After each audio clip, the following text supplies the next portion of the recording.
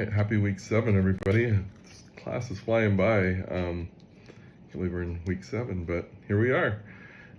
So for you, does the experience of reading nonfiction in the form of autobiography different from reading fiction? If so, how? Do you have a preference over one genre or another?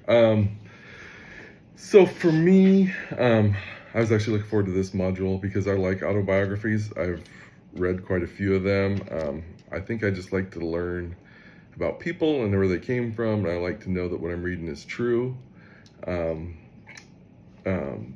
So autobiographies for me is one of my favorites, and actually for my commute to work a lot I listen to ebooks that are autobiographies about people, and it's just something I really enjoy. It's kind of one of my favorite genres of all. If I had to choose, it would definitely be an autobiography or even a true story. And with that being said, I've noticed I've listened to like 2 different autobiographies on different people that have varied in how they tell the story. One autobiography kind of made the person out to be a good person, the other one made it out to be a bad person. And actually that one was an Al Capone one, was the one I did. There was one that talked about how ruthless he was and everything else, and then the second one I listened to talked about all the good things he did. He did this. So it's definitely, they say it's nonfiction, but sometimes I think it can be fiction, and you got to kind of be careful. I think a lot of political autobiographies are that way too. You got to kind of really look at who wrote it, where it's coming from, maybe research the author a little bit if it's not written by the person. But I did notice that, and there was another one, I can't remember the other one I did, but it was kind of the same thing. There was, made him out to be a great person, the other one made him out to be a horrible person. So there's definitely got to watch for that in autobiographies to kind of consider your source. Unless it's actually written by the person, then it's obviously different. That